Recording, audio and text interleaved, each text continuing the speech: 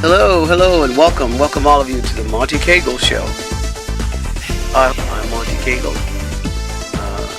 I'm African American from South Carolina, and I'd like to share a few tips with you today.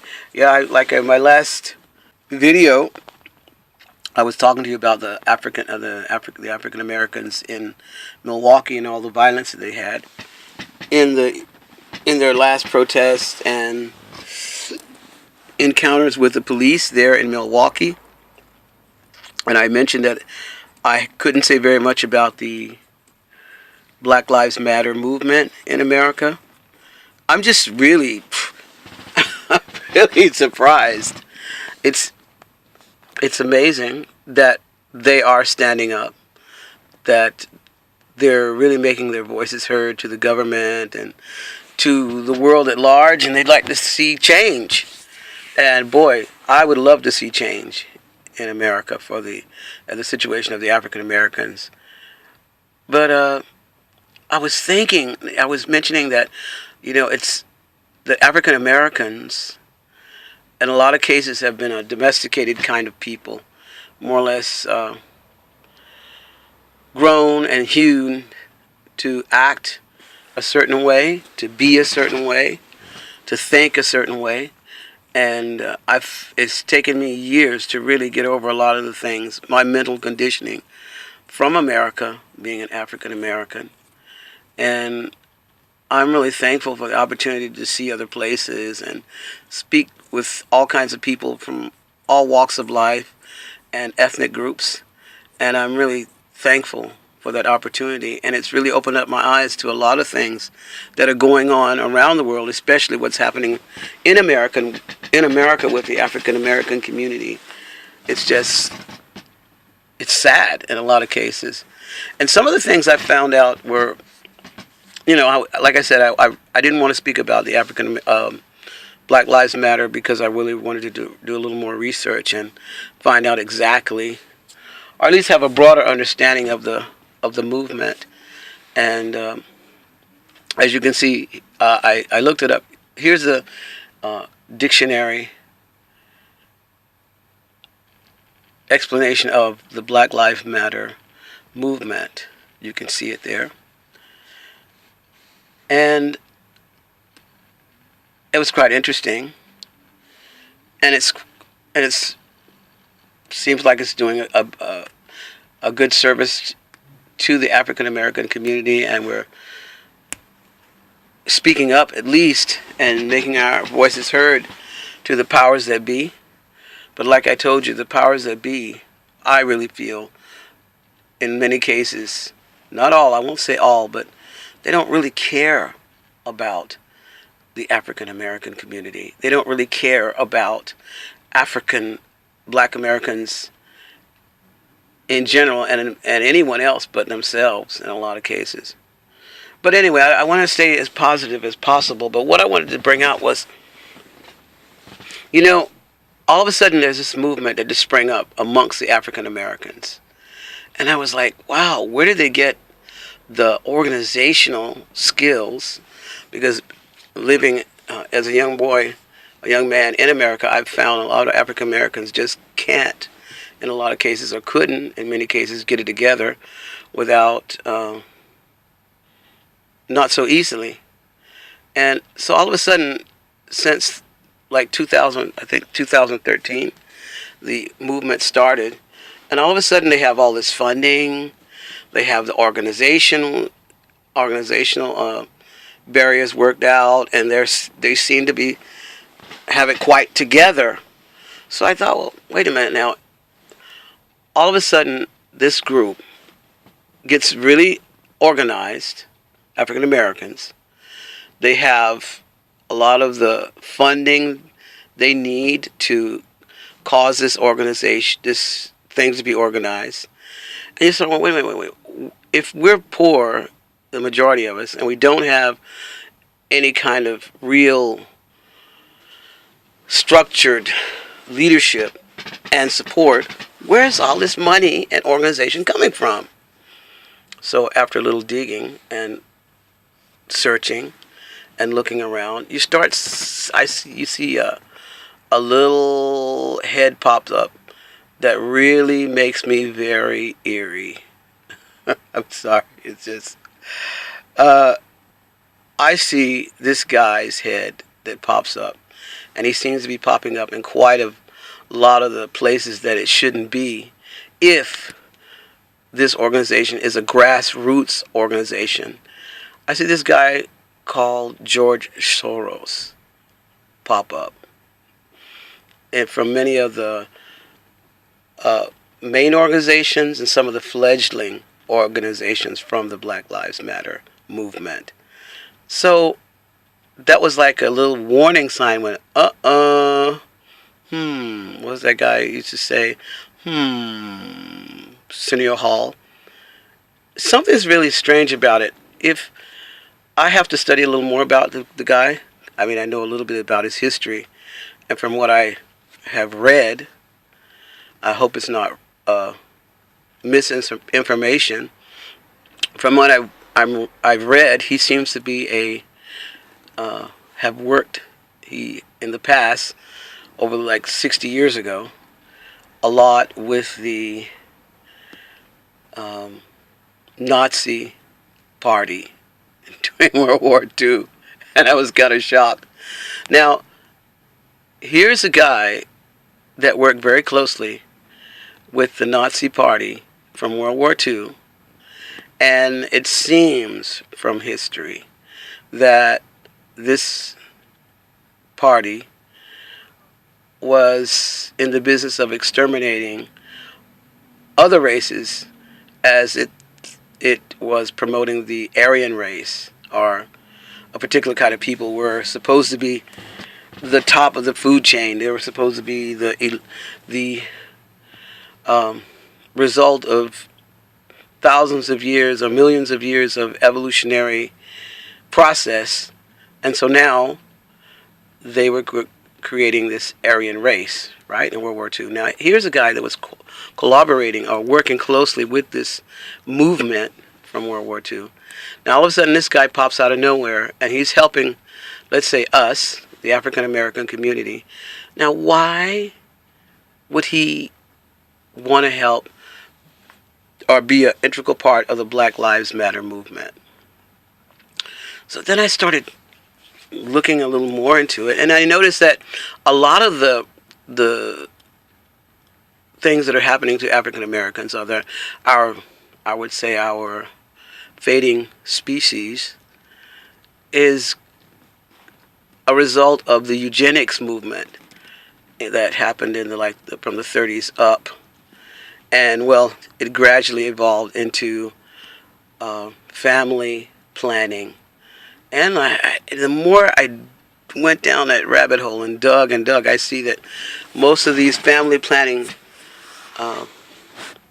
centers are nicely dispersed throughout the country in predominantly African American communities. So I'm thinking now, if this guy who worked closely with organizations like that, and now we have our modern day, well, I don't know, I would call our modern day Holocaust to the African Americans through not guns, not gassing, not starvation, but through family planning. And you know, a lot of these guys, like here's a few pictures of a few guys who are really ardent about reducing the population. People such as Bill Gates, Warren Buffett, and many of these other people. And you think, like, wouldn't it stand to reason that they would be more inclined to be wanting to hurt us than help us? Sorry, I just have to be honest. So, due to the fact that these people the people of this caliber are interested more in reducing the world population, and in most cases it looks like they wanted to reduce the people of color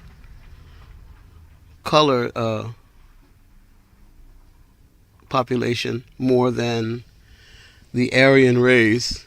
And so if that's the case, then why are we, it seems like once again we're being domesticated animals with the nose rings in our noses, and we're being herded into the corral for slaughter. I mean, I want you to look at this. There's a little picture of now you got to remember the American Indian.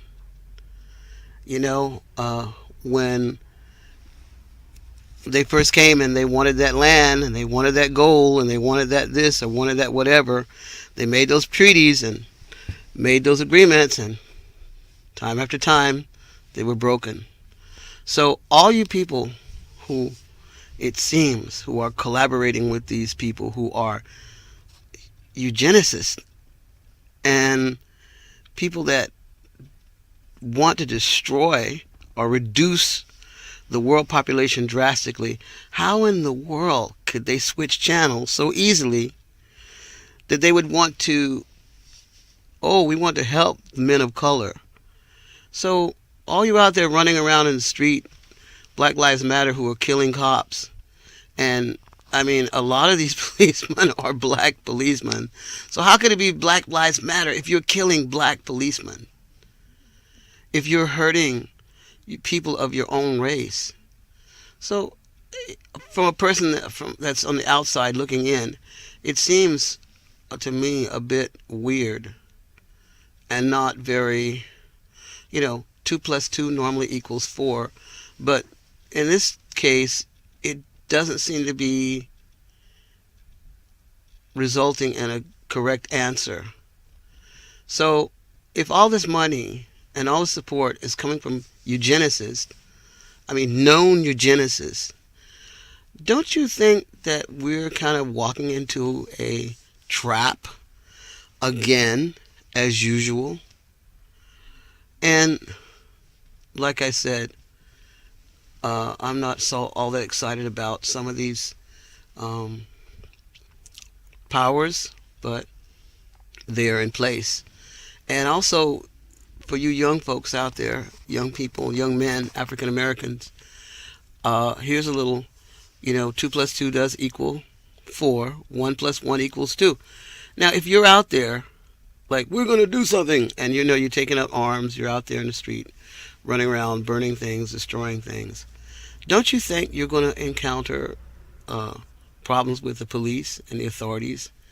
And then there's this mass structure, policing structure of America, in America, and 9 times out of 10, you end up where? In jail, incarcerated. So don't you think there is a better way to solve this problem? There must be a better thought out plan that could result in the improvement of life for the African American community. There must be. Because let me tell you, these guys are working around the clock figuring out how they can destroy us. Please. I was so naive. I've told you in some of my other videos, I really thought the people cared. And you don't really realize it, but some people, they just don't care. Can't you get it to their head they don't care? Now, what should you do about it? Well, we can work together, try. But, like I said, I believe the only time that we'll have racial equality is under the rule and reign of God Himself. But in the meantime, I'm sure we can work out better methods to improve our quality of life as African Americans without this senseless, ridiculous violence that only ends us up in jail. Hello? Or D-E-A-D. Dead.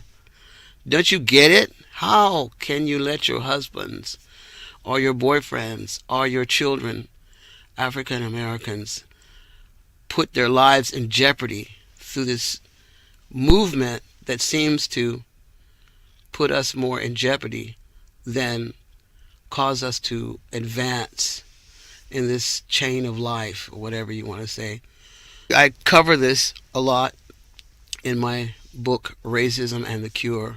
Well, you know, my wife and I, we had 10 children, and we didn't believe in family planning whatsoever.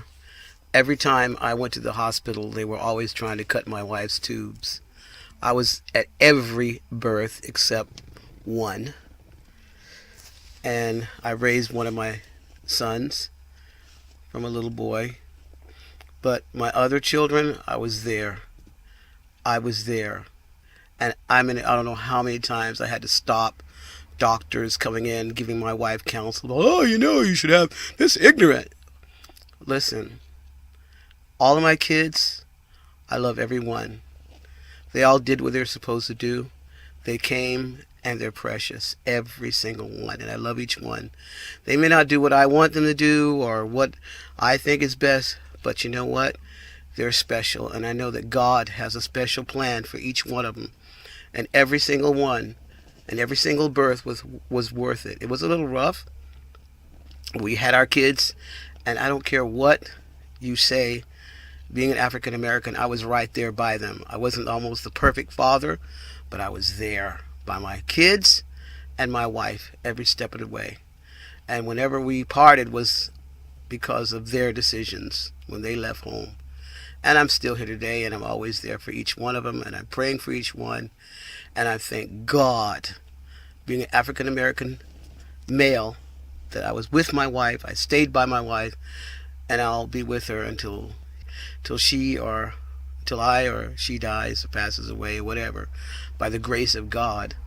And I think that every man should stand by their wife. You African American men, please have your kids. Don't listen to these people who are trying to take us out. Have your kids, love your wives, stay by them as much as you can, and do what you can. That's all I can say. And I believe it's good counsel. I believe you have a wonderful reward for it, and that you are helping our race more than you possibly can or could, than running out in the street with some gun or some box of matches or cigarette lighters and gasoline.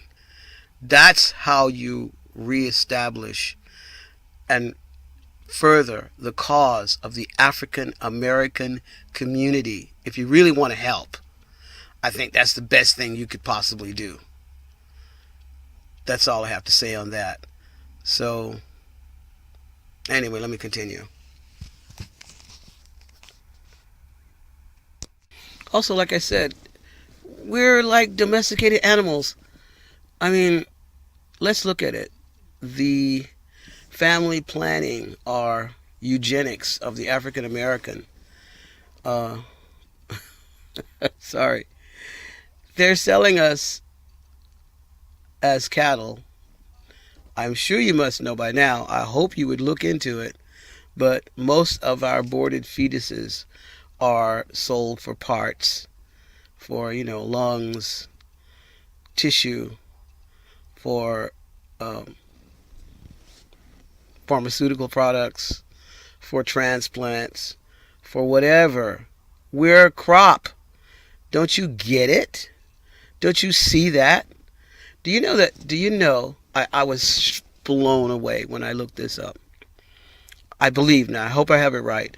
In the 1950s, the African American population was 40% of the overall population of America. Do you get it? 40% of the total population of America, I believe. Now, in 2016, we comprise 14% of the population. Whoa, 15%. Now, where did that 25% go? Hello? Don't you get it? They did a good job, family planning. And they always encourage, oh, that's being ignorant. And here we are, we're always trying not to be ignorant. We're trying to be educated. We're trying to get educated. And where is the education coming from? Who is educating us, really, when you think about it? I don't want to get into that. But just look that statistic up yourself. A big, whopping 25% drop in our overall population. And there you go. So how can you trust these people who are, let's say, funding us or backing a, quote, a grassroots movement? Or is it more eugenicists, more masters and the slaves again? Check it out yourself. And if I were you, I would really seriously consider dropping out of this movement, because it's moving us to hell, to death. So anyway, have a nice one and see you soon. Bye.